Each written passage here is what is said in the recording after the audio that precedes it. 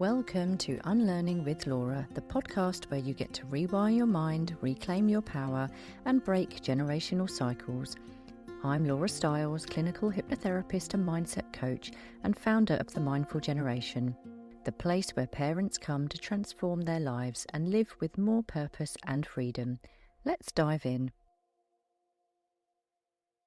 Hi everyone, welcome to this week's episode. Today's guest is Kendall Platt, horticultural therapist at Adventures with Flowers, who helps women turn their outdoor spaces into calming, joy-filled retreats.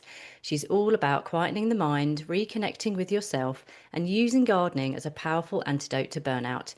If you're craving more peace, presence, and time for you, this episode is for you. So welcome, Kendall. Hello, thank you for having me. Thank you for coming on. I'm really excited about our conversation and loving your backdrop. For anyone who's watching this on video, you will see the beautiful backdrop in Kendall's garden. So much to ask you. And as someone who's married to a gardener as well, I'm very interested in plants and flowers and obviously the therapeutic side of it too, and how just seeing my husband's transformation over the years and how different he is. I'm sure that you notice this in your clients. So I'm going to start by asking you, how did you get into the work that you do? Yeah, so I used to work as a forensic scientist for years. Oh, wow. So I would examine like clothing and weapons for blood, other body fluids, which I found really fascinating. But it was quite an assault on the nervous system, as you can Mm, imagine. yeah. A lot of like urgent work, a lot of, seeing quite horrible things that happen, reading a lot of sort of case circumstances because you need to understand what's going on in the case to inform like what you're going to look for when you're searching, a t-shirt, for example. So, you end up being exposed to like quite a lot of nasty stuff. Yeah. And whilst I was doing that job, I moved into this house that I still live in now, and it had a garden. And at that time, I was very much in this state of, work, work, work all the time, do really good at work. I'll prove myself. I'll get the promotion. That classic like type A thing of the harder I work, the more successful I'm going to be, which actually I think we can probably all accept is actually bollocks. Yeah. Because, living as a woman in a patriarchy, that's kind of the con, isn't it? Like, oh, keep proving yourself, we'll keep taking, and then Yeah. actually you won't get rewarded. So I'd very much fallen into that trap. I was working all the hours, and then when I moved into this house and it had a garden, I was like, oh well, I better add doing the garden to my to-do list, in a bit of a like, oh, I really wanted outdoor space because I knew I had this affinity with nature, but I was like, oh, faff, I'm going to have to do that. Yeah. So, I started doing the garden, and I very quickly realized that actually the only time my brain was quiet was when I was gardening. And it kind of became a bit of an obsession because I was like, oh, wow, my brain is quiet probably for the first time in my life. And so I just wanted to do it more and more and more. I was working these crazy weeks, like seeing all this horrible stuff. And then, of an evening, I'd get home from work and I'd just go out into the garden and kind of just let my mind sort of quiet, let all of the kind of stuff in my head like get out of there, into my body, and let it kind of move through my body to try and get it out of my head because it was just feeling like so crammed with stuff. So that was it really. I just kind of it wasn't that I thought, oh, I need to learn to garden because it's good for me. It was very much like a practical thing. But over time, the time that I had to garden got less, especially once I had children. And I started to kind of unofficially, I guess, come up with these what I called mindful gardening activities. So it was very much about engaging your senses, and really trying to feel my feelings because I don't know about your listeners, but I would imagine if they're women, then or anyone really living in our society now, we're not really encouraged to feel our feelings. So, and I certainly hadn't been. So for years, I'd just been something bad happened, I would just kind of cram it down, like shut it inside my body and try and make it go away. And for me, that, manifested in a lot of anxiety, a lot of very overwhelmed, very busy mind, not sleeping very well, having digestive issues. And it was really that once I was in the garden and I was kind of allowed, enabling, like, that cork to slightly lift out of the bottle a little bit and allow some of those feelings to come up and out and let them move through my body and get out of me, that was really, really powerful for me. And I started to process things that had happened to me since I was a kid, and actually finally acknowledge them and say to myself, yeah, do you know what, that was a really hard situation that you went through when you were young, and you didn't have, the emotional support because for whatever reason. But my garden started to kind of provide that support for me to allow me to kind of work my way through it. So yeah, so I basically started to do that for myself. And then I had my first daughter, and I had this like crazy, I gave birth to her, and I was very lucky. I had a very positive birth experience. And once I'd given birth and that kind of euphoria comes over you, I just had this like mad like thing inside me. It was almost like I talk about, like a lioness inside of me that was like, you have got to change the world for her. Like, you things have got to change. Like, she can't repeat the cycle that you have from your mum and probably her mum, and from centuries of women, this constant overworking to prove yourself, not feeling your feelings, just on that treadmill going through life, like not really feeling the good feelings because you're too scared to feel the good feelings, because you kind of have to feel the bad with the good. Mm. And I was like, I've got to do something to make a change here.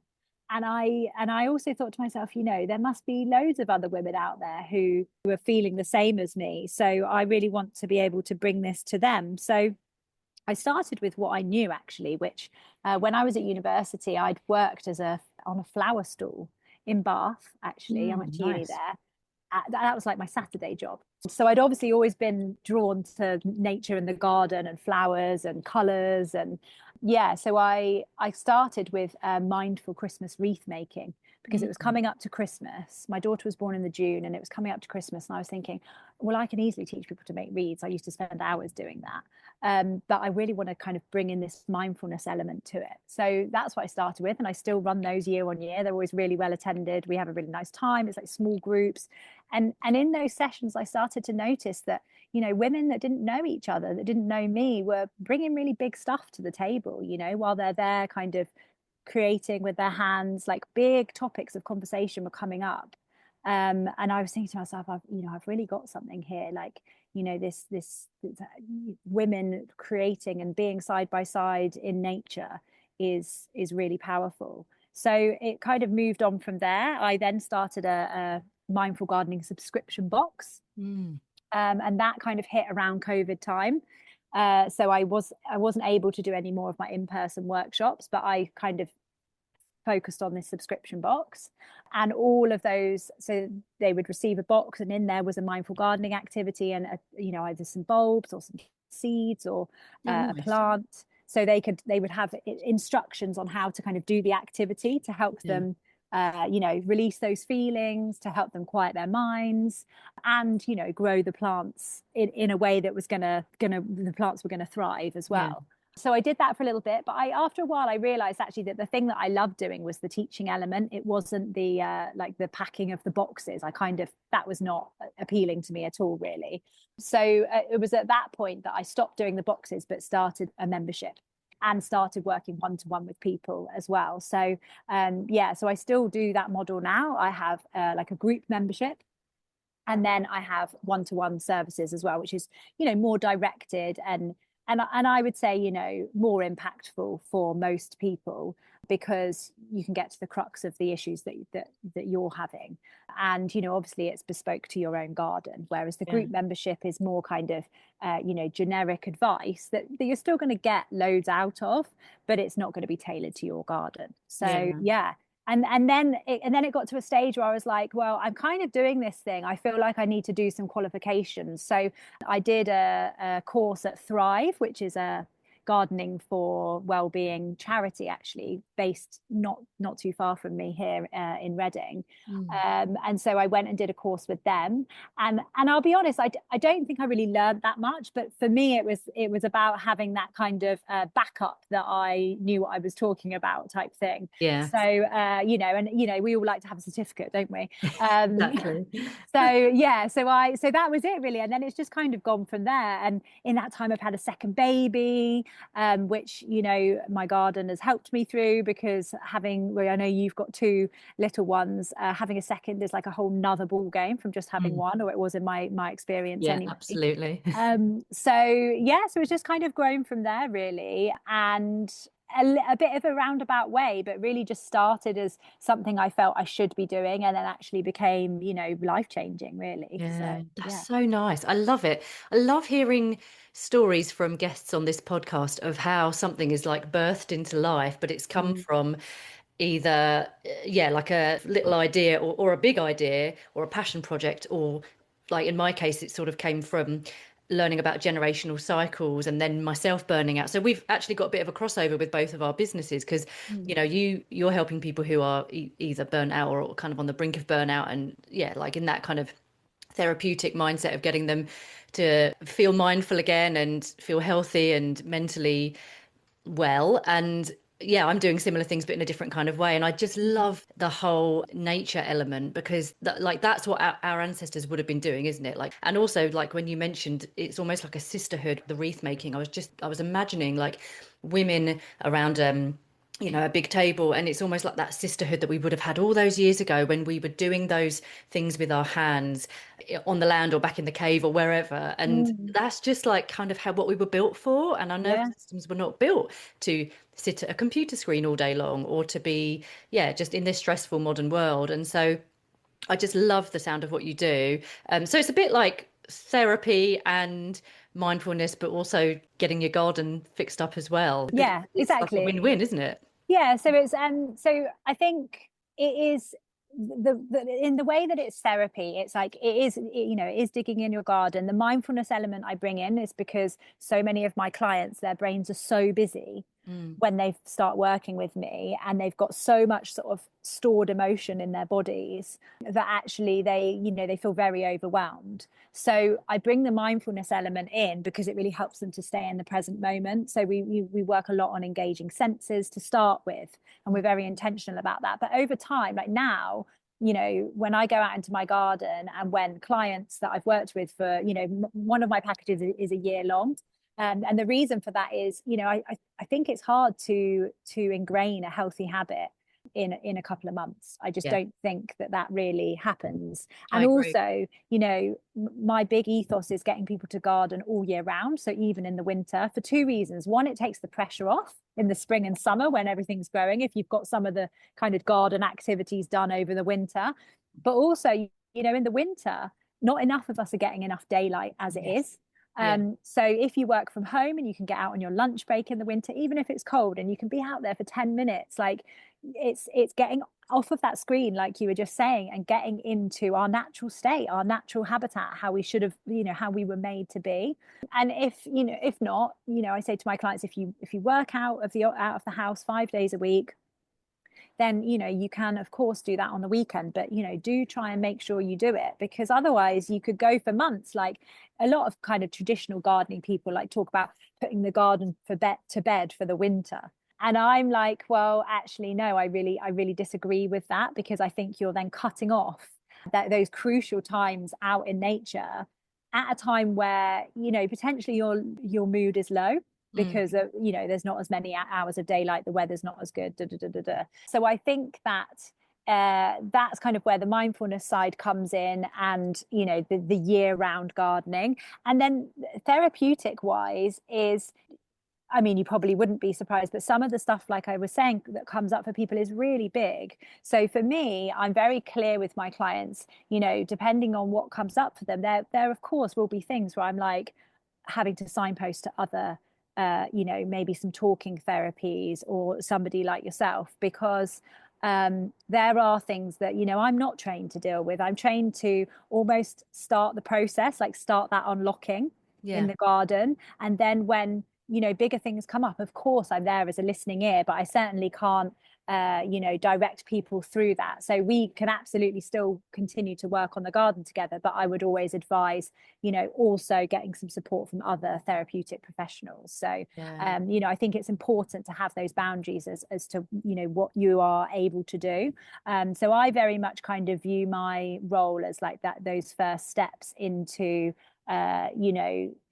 kind of taking that cork out, like I was saying, and slowly kind of allowing those emotions to come out. But also, a lot of my work is very somatic. So, I think for many of us, we're too up in our own heads. Yeah. I've also got ADHD, so that kind of interplays with that as well, as well as being a busy mom, juggling the household work, all of those things. So now when I get out into my garden, my body just knows that it's time to kind of empty the head into the body and do something, some movement in the garden to get those thoughts and feelings out of my body.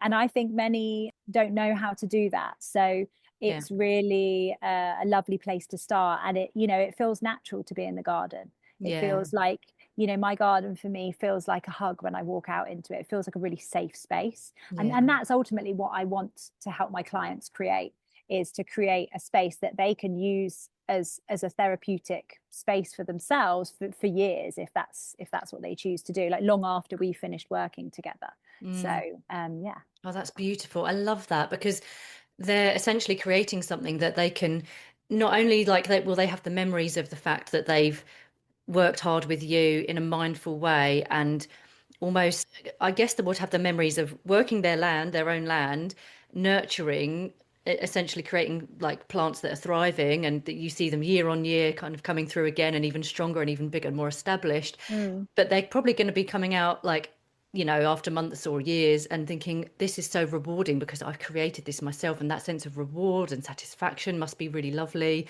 yeah. And also just thinking about the way you work, it's lovely to be able to talk to someone and to get everything out of your mind and empty those thoughts, or I don't know, traumas and like the heavier kind of thoughts and Mm, feelings that might have been suppressed, in a way where you don't have to make eye contact. Because sometimes they say, don't they, it's quite hard to, I'm sure maybe this was something you learned in Thrive, but mm, it's quite hard to sometimes sit in a therapy room doing CBT, making eye contact with a therapist. And some people don't, that's not right for them. Some people that's great. Some people really, yeah, that's quite hard to do. So yeah, like this is why I love the sound of like walk and talk therapies and this and the yeah. gardening. And yeah, I have to say, like my husband during the pandemic, he went from working as like managing a team in an office to doing an apprenticeship as a 40-year-old man. He was like doing an apprenticeship with a bunch of kind of 16, 17-year-olds Mm. at Spa College, which is like horticultural, Yeah. My where auntie went my auntie went there actually. Yeah, oh yeah, God, really? however many years ago, like 40 years ago or something. Yeah. So no, I know. Yeah. Yeah. Yeah, the place to go to learn to garden, and loved it. Did that for a couple of years, I think the course was. And I have to say, he mentally is a completely different person. He used to get so stressed. He used to, in fact, was working in Reading. So he, getting the train from Woking to Reading, he'd come home when we had our first baby at home. And I remember life being very hard because simply for the fact that he was not happy and I Mm, would say probably a bit depressed. But since he's become a gardener, he's a different person. For him, I genuinely think that's been like a therapy. And he comes home from work, gardening all day long, and goes straight in the garden. mm. And he's created this beautiful sanctuary, which I can see you've created with yours just by looking at your background there.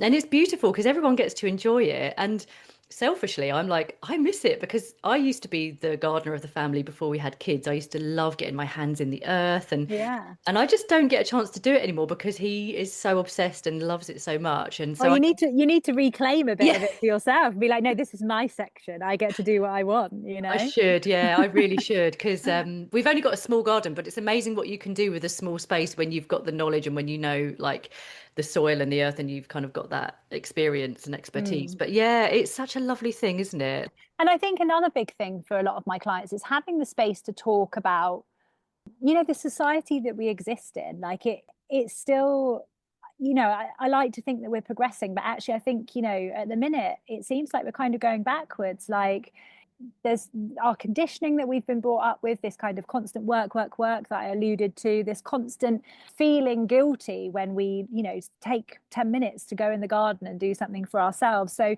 a lot of my work is unpicking a lot of that conditioning and, empowering and giving the women that I'm working with the confidence to be able to be like, do you know what? The washing can wait. It's important that I feel good because Mhm. actually, like you say, and you said about with your husband, when you feel happy and healthy, everyone else around you is happier and healthier. Yeah. So, I shared a story earlier this week on my Instagram about how, for a really long time, I had a lot of judgment from, loved ones, like really close family members, friends, people on the internet about the fact that I would kind of advocate for women taking time for themselves in the garden and prioritizing myself, because I think a lot of certainly older generations feel like, oh, well, when you have a child, they must be the priority and you can't possibly like do anything for yourself.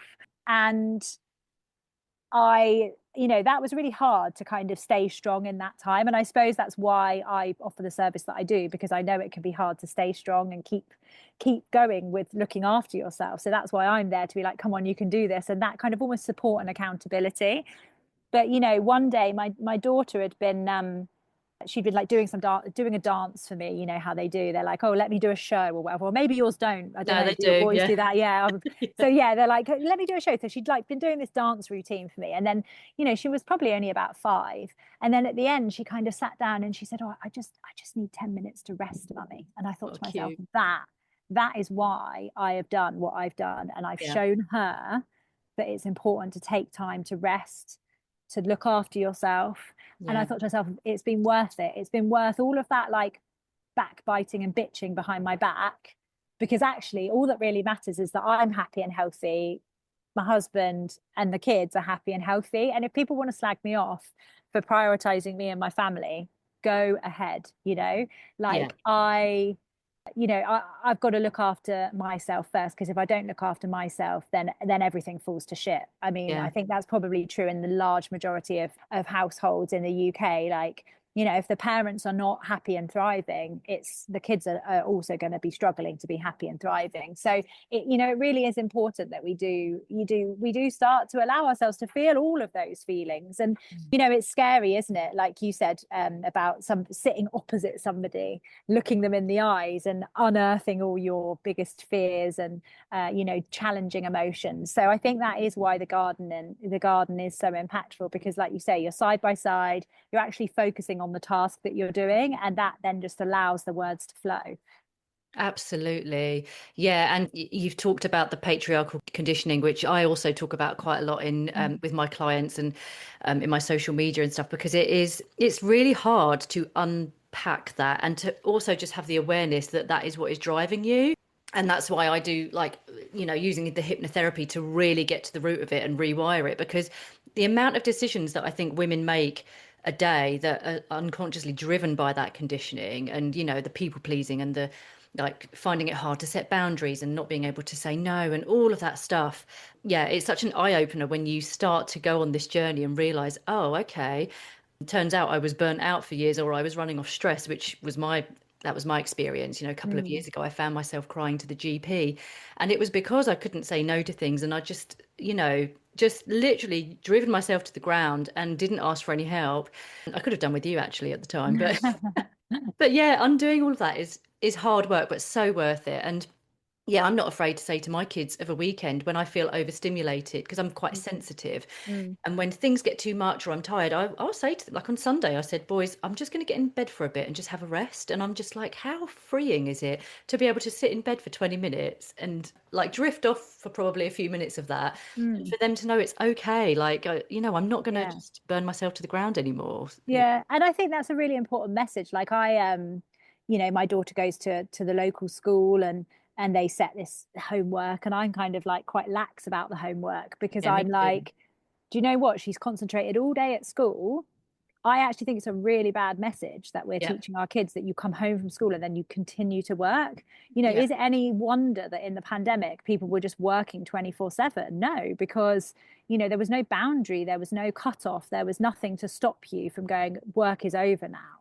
So Yeah. I mean, I obviously I do the times tables and that sort of stuff, but with her, but I kind of really, when they're like, oh, if you fancy doing this extra project over the Easter holidays, I'm like, absolutely not, because I want to, it's very easy, isn't it, to say to our children, oh, you must look after yourself, you must rest, whilst working like an absolute dog.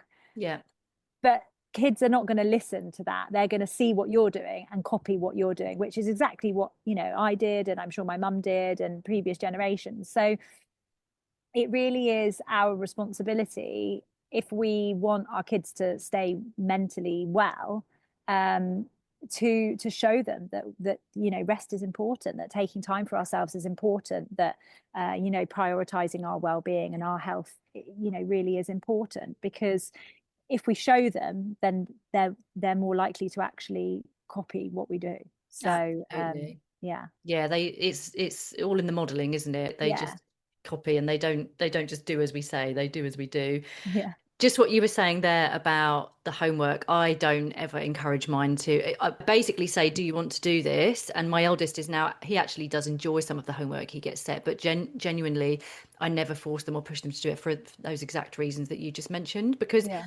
yeah, I don't want to be conditioning my children to think that they need to do 6 hours of work sitting down at a desk at school all day and then do more when they get home. Like, Yeah. no, thank you. We're going to spend time together as a family and connect. And my youngest loves getting in the garden, actually, and that's what we're doing in these summer months. We're spending time outside because they want Mm. to run around and move. So yeah, I couldn't agree more about that.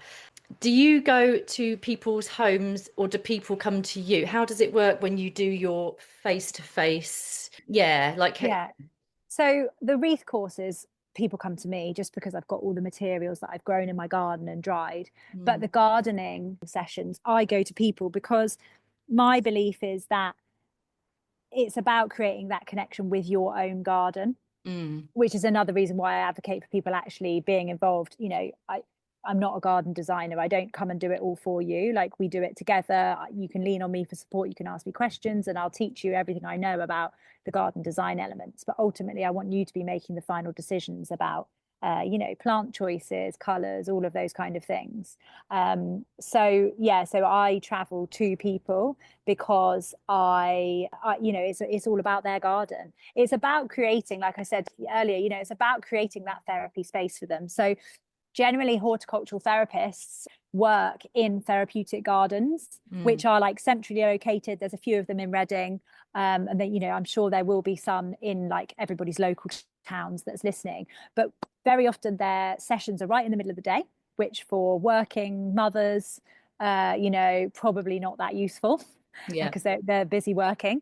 They tend to be like 2 hour sessions, and you can get referred to them by your GP. Some of them now, I think, are doing sessions where you can pay to go along.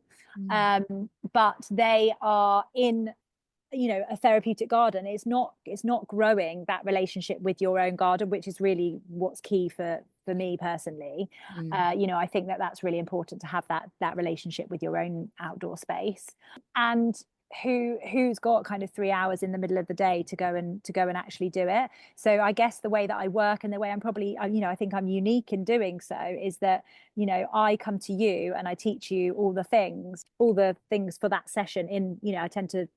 I either do like hour sessions every month, and then you get support in between, or I come and we'll do a whole day in your garden and like mm, completely transform like one area. So we'll do a whole border, for example. So lovely. there's a couple of different ways that I work, but yeah, it is about for you to develop that relationship with your garden. And I think ultimately, the I want you to feel really confident in what you're doing. And if you're kind of sowing seeds that are going to, and I want you to feel connected, if you're sowing seeds that are going into a therapeutic garden, you don't really have that connection with them like you would in your own space. You don't have that ability to like check in with them every day and grow that connection. And, because I recognize that so many of my clients are so busy, my mindful gardening activities, some of them are just 5 minutes long. So Mm, you can get up in the morning and while the kids are eating their breakfast, get out into the garden and do 5 minutes, Yeah. or once they're in bed, you can put them down and then get out there and do 20 minutes of weeding, or, I have a technique that I call rage weeding, which is, as you can imagine, all about feeling the anger and getting out of your body.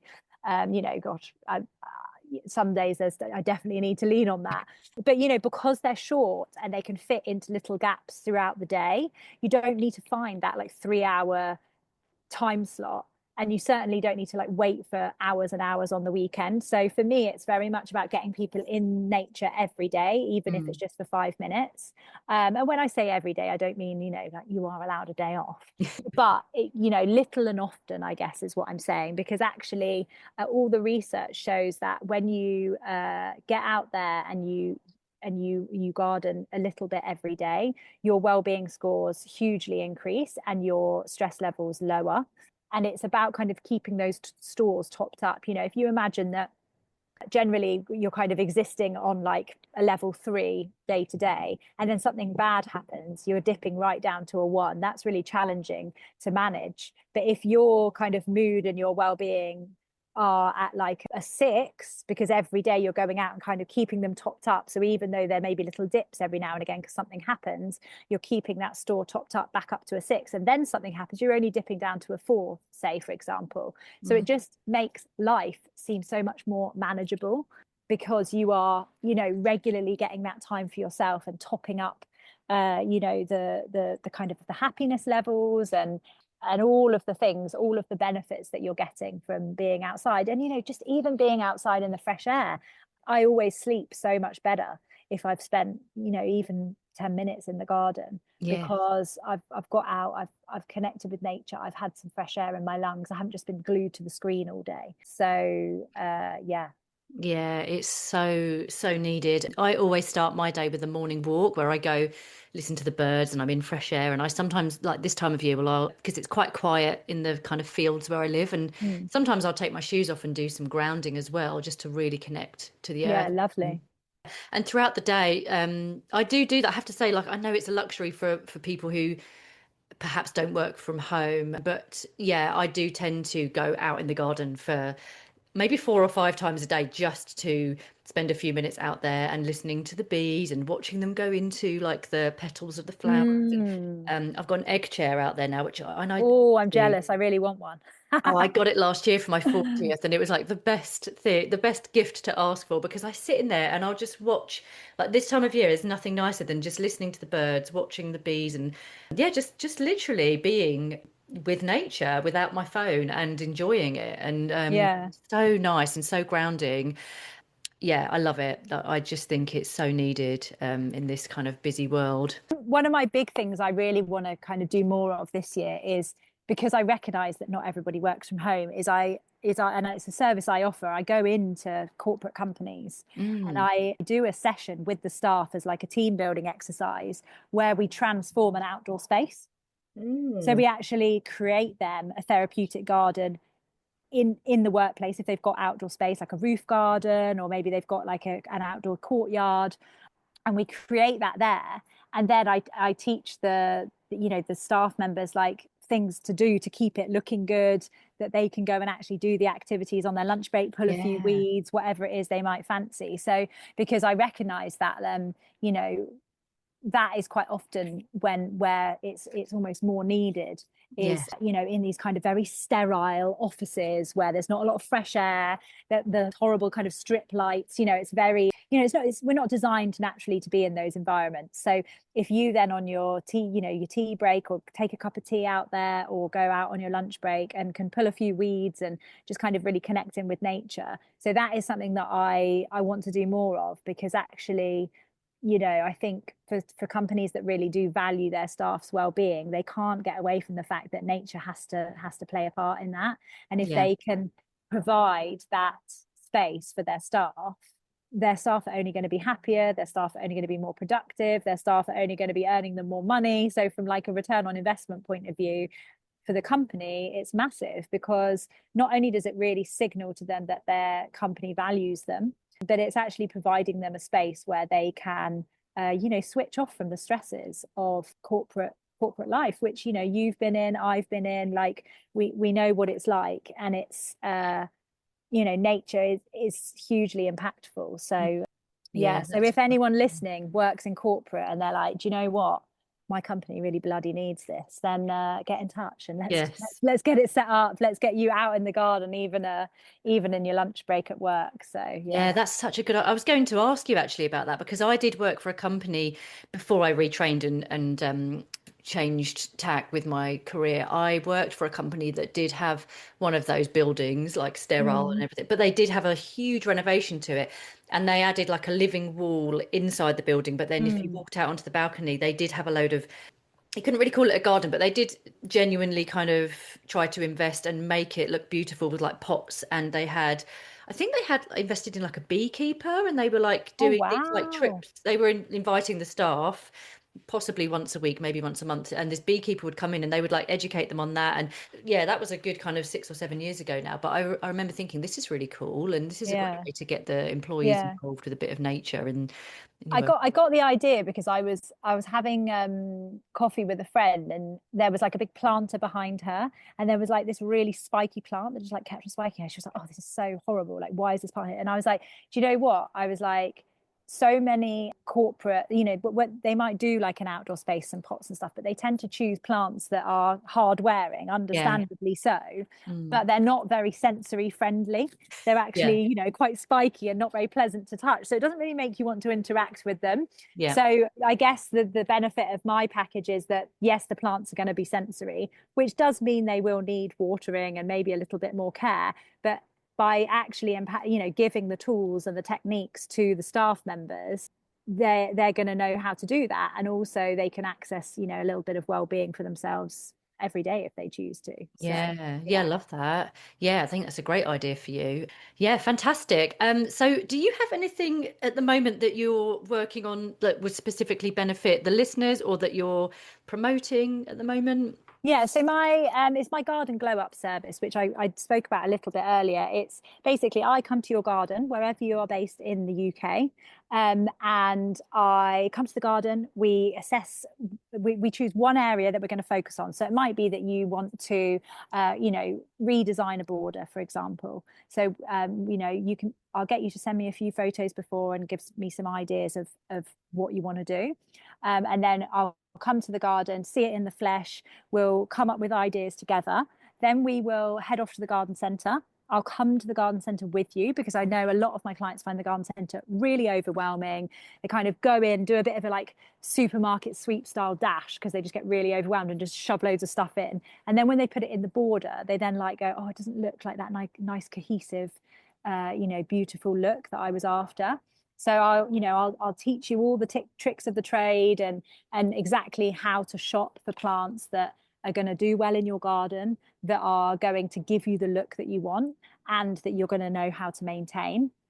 Then we'll go and get a nice lunch somewhere because, you know, girls got to eat. Yeah. All that's obviously on me, the lunch, and then we'll spend the afternoon in the garden actually planting up the border, and then I'll make sure that you know exactly what you're going to need to do in each season for the plants that we've planted. So Oh, lovely. yeah, so you'll know exactly kind of what you're doing with that border for the future, so you can get out there and interact with it daily if you want to, and get your well-being fix. That sounds like such a lovely day as well. Like, Yeah. because you're sort Yeah, of, I think it's, I kind of designed it like it is, you know, it's going to get you a nice garden. It's going to get you out there, start taking the action there with somebody alongside of you so you can feel confident. But also, I just think it's something that's lovely to do for yourself that really sort of signifies to you that you're worth it. I think yeah.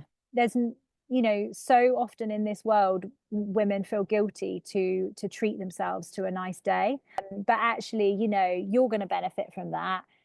Your family ongoing is going to benefit because you're going to be in a nicer mood because you're out in that garden. They're also going to get that beautiful border that you've designed, Mm. you know, and to be able to interact with that, which will design it so it encourages lots of wildlife into the garden, you know, because I'm very much about including wildlife, because I think when you encourage wildlife into your garden, it helps you feel more connected to the living world. You know, if you, like you were saying about sitting and watching the bees, or the Mm. ladybirds sort of eating the aphids, or whatever elements there are in your garden. So I think not enough of us treat ourselves on the regular. And so I really wanted to create something that felt like a real treat, because I think it's really important to show ourselves that we're worth that time and that effort and that money, you Yeah, know? definitely. That sounds like such a nice day. And I think because you've got everything there, you've got like you're learning about something new. You're almost like having a chat with a mate, because spending the day with you and having lunch, like that's sort of like something you do with a mate. But then you've also got the opportunity to open up and kind of pour out your heart if you feel called to do so. And so yeah, Yeah. I think all everything about that sounds wonderful. And you get a lovely garden, or a lovely border at the end to boot. So Of course, yeah. yeah. And for some people, if you're in a small garden, a lot of people say to me, oh, but my garden's really tiny. And I'm like, oh, well, props for you. You don't need a full year then. We can come and do it in a day. Do you know what I mean? Like, I think people with small gardens just think, oh, my garden's really small, so there's no point. And it's like, actually, you can have such impact in a small garden. If you value nature and you value having that connection with it, just because Mm, you've got a small space doesn't mean that you can't make it beautiful yeah. and have plants in there that will improve your well-being, and so you can go out there and tend to it. So yeah. Totally agree. Yeah, like I said earlier, we've got a small garden and I cannot believe what my husband has done with it. And like you said about like the eco sort of side of it and thinking about the environment and creating a small ecosystem is so important, because we've got a very small pond, but it's almost like a washing up bowl size Mm, pond. And, Adam was like, but this is important because if you've got a water source, we can bring in frogs. And since we put it in, the frogs have arrived. And, mm, and the kids are fascinated because every year they're like, oh, frog spawns come again. And, they're always like, where's it come from? And yeah. but then that means that, the frogs are getting all the, I don't know, do they get the aphids? I don't know what they get. I need to learn more about Slugs. it. They like the Slugs, that's slugs. it. So Yeah. they're getting the slugs. Yeah. Means that our lettuce and the food that we're growing isn't getting, attacked as much as it would do. And, you don't need to use all those horrible, toxic, harsh chemicals to kill things off if you have a mini ecosystem. And that's what Yeah. I don't know enough about it, but like me and Adam are often talking to friends about that sort of thing, because you're like, you can do it. We've proved you can do it in a small space. And yeah. Absolutely. And do you know what? From a mental health and well-being point of view, we have got a loneliness epidemic in this country. People are increasingly living more solitary lives. Especially for myself as like a new mum, I was so lonely. I didn't really know anyone in this village, and my garden was like a friend to me. I know that sounds a bit like weird and a bit like No, not at creepy, all. but like when I could go outside and see other living things around me, it made me feel a little less lonely. Yeah. So, I think as much as you can encourage the wildlife into your garden, they're gonna kind of be there to like be your support. I know you can't really chat to them. I mean, God, you could if you wanted. I do. Sometimes I do chat. Sometimes I do chat to my plants, but the birds I definitely chat to. Yeah, I do. If I saw a frog, so I think there's real power there to feel less lonely if you can encourage as much wildlife into your garden as possible. And Definitely. when you're more proud of your garden, you're more likely to want to invite your friends round for a cup of tea in the afternoon. You're not thinking, oh shit, like the garden looks awful. There's just kids' toys everywhere and dying plants. You're like, yeah, I know my garden looks fucking fantastic and I'm really proud of myself for creating it. And I want to show it off to my friends. And it's not about that. It's not about showing it off to your friends. But if you are not inviting your friends round to your house and doing yourself out of connection Yeah. because you're worried and embarrassed and feeling guilty about your garden, then let's get your garden sorted so you don't need to feel like that anymore. So you can think, well, yeah, I know my garden's nice, so I can invite my friends around and have that lovely, deep and meaningful chats with them in the garden. Yeah. Because I think like once you create that like space that feels safe and secure to you, then when your friends come round, you are more at home, you are more comfortable in your skin, you are more able to really be yourself and forge those genuine deep connections with other people, which I think are so important, and I think not enough of us have. I don't have loads of like really deep friendships, but the ones I have are really, really special to me. Mm. I have a lot of acquaintances of people I say on the school run, oh hi, how are you? And it's very surface level, which is great. But I do have a few friends who I really love to hear all about their lives, and I love to talk to them about my struggles and my life. And I think it's really important to have that as women, especially if we move away from family, which many of Yeah. us do.